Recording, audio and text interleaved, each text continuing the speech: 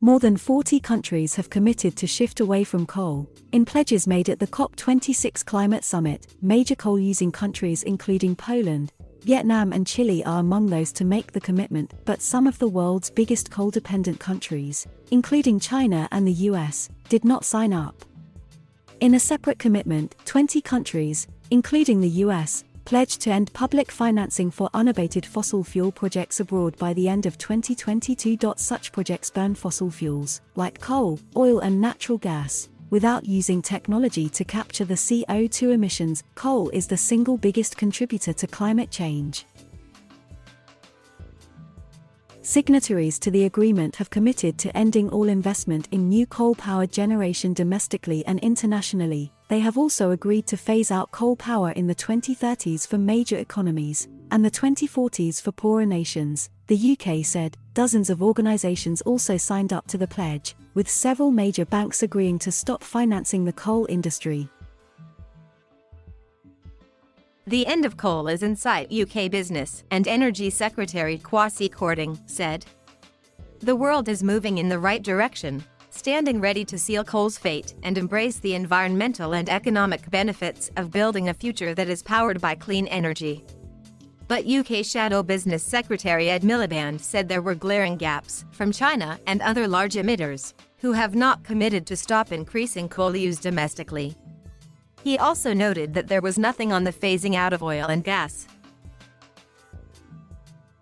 Mr. Miliband said the UK government has let others off the hook. Although progress has been made in reducing coal use globally, it still produced around 37% of the world's electricity in 2019. Countries like South Africa, Poland, and India will need major investments to make their energy sectors cleaner. Juan Pablo Osornio, head of Greenpeace's delegation at 26 Colombian pesos, said, overall this statement still falls well short of the ambition needed on fossil fuels in this critical decade. The small print seemingly gives countries enormous leeway to pick their own phase-out date, despite the shiny headline, he added.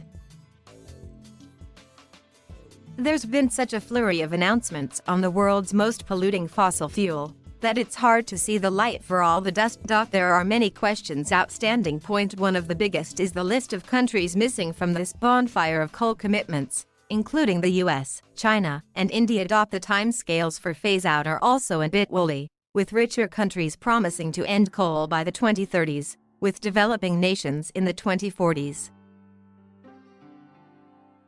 None of these commitments are binding. Again, there is no big stick to force countries to do this.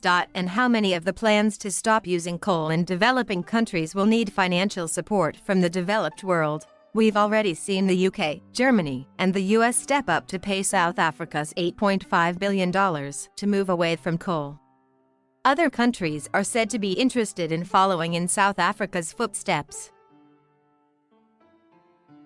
So is there also a question of the rich countries paying others to do what they struggle to do at home? While the US was notably absent from the coal commitments, it joined 19 other countries, including the UK, Canada, and New Zealand, in pledging to stop financing unabated overseas fossil fuel projects.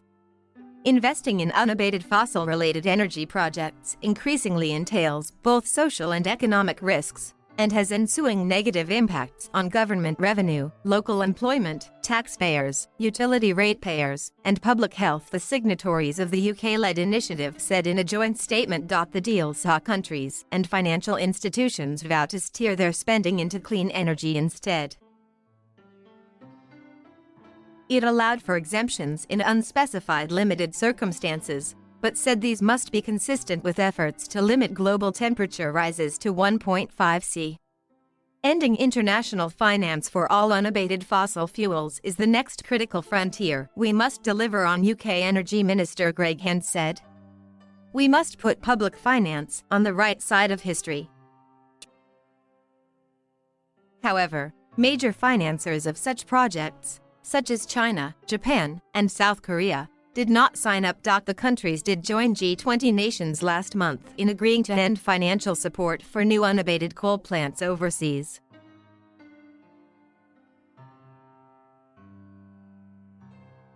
Thank you for watching. Please subscribe